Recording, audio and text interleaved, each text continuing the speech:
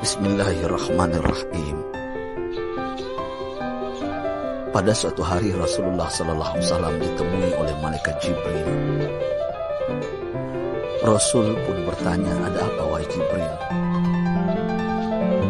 Jibril menjawab, "Wahai Muhammad, sesungguhnya hari ini Allah Subhanahu wa Ta'ala sedang mengobarkan nyala api neraka, dan seluruh para malaikat amat ketakutan.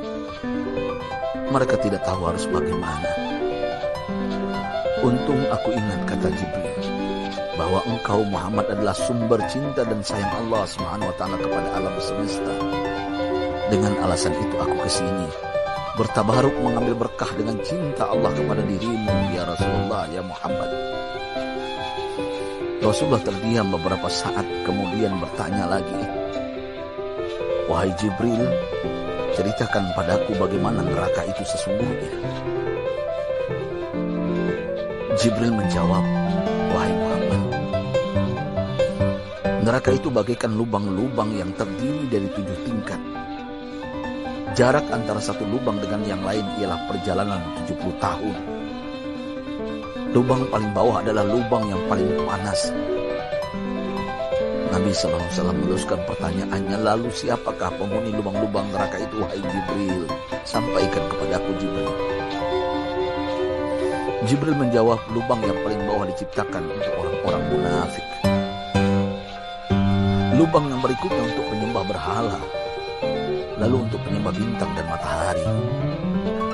Jibril terus menerangkan penghuni tingkatan neraka hingga lubang yang kelima, tempat umat Yahudi, dan yang keenam dihuni oleh umat Nasrani.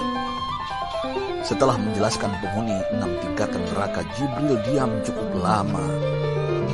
Rasulullah SAW penasaran dan bertanya kepada Jibril, "Wahai Jibril, siapakah penghuni neraka yang ketujuh?" Jibril diam saja tidak menjawab. Rasulullah SAW mengulangi pertanyaannya, tapi Jibril tetap diam. Rasulullah tambah penasaran dan mendesak Jibril agar dijawab pertanyaannya. Akhirnya Jibril pun berkata, "Umatmu, wahai Muhammad, mereka itu para pelaku dosa besar di kalangan umatmu, yang dimana sampai mereka mati belum sempat bertaubat." Mendengar jawaban Jibril, Rasulullah langsung jatuh pingsan.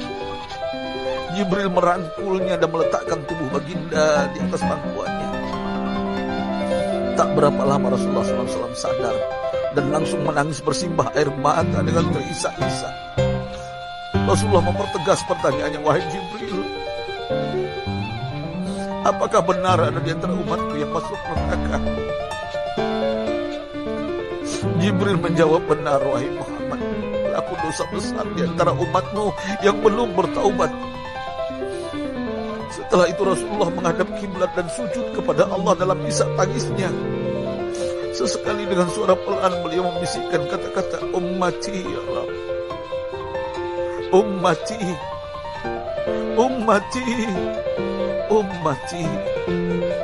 Beliau selalu tidak mengangkat kepalanya dalam keadaan seperti itu selama 3 hari 3 malam, kecuali setiap Bilal bin Rabah mengumandangkan azan, barulah beliau bangkit untuk menjadi imam, dan setelah itu kembali sujud lagi.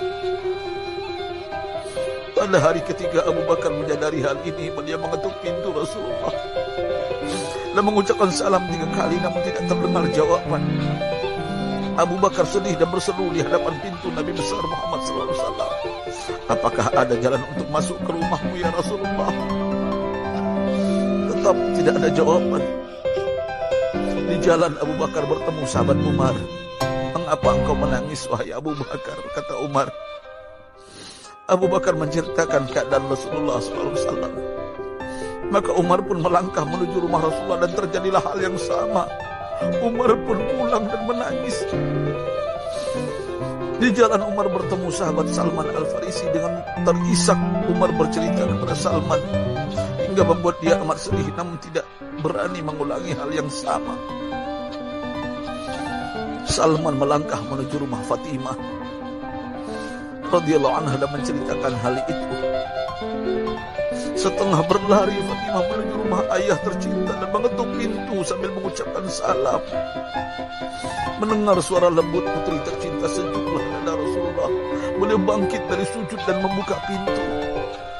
Alangkah terkejutnya Fatimah melihat Rasulullah ayah tercinta amat kurus dan pucat. Fatimah memeluknya lalu menangis, "Wahai ayah, apa yang terjadi? Mengapa engkau amat sedih seperti ini?" Rasulullah kembali menangis dan berkata dengan suara lirih, "Wahai Fatimah, belahan jiwaku, bagaimana mungkin aku tidak sedih sedangkan Jibril mengatakan akan ada kelak umatku yang akan masuk neraka." Subhanallah, betapa besar cinta Rasulullah kepada kita umatnya. Sahabatku, Rasulullah mencintai kita.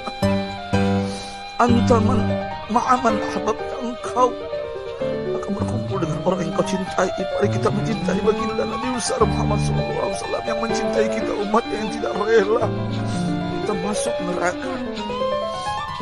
Mari kita mencintai beliau dengan berselawat, Allahumma sholli ala sayyidina Muhammad wa ala ahli sayyidina Muhammad. Allahumma sholli wa sallim ala sayyidina Muhammad karimil aba wal ummahat.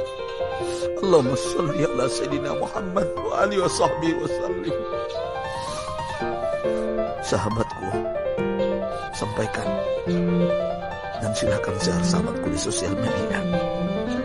Rasul mengajarkan kepada kita, man dalla ala khairin falau mislu ajri fa'ilin.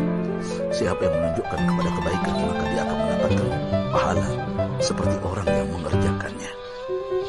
Mudah-mudahan ini menjadi pahala jariah bagi kita. Saya Ustaz Oren.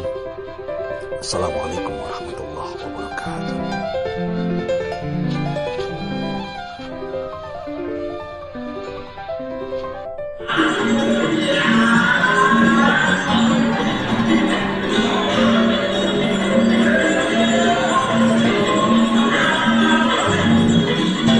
Calon nih, harus nyawer ya.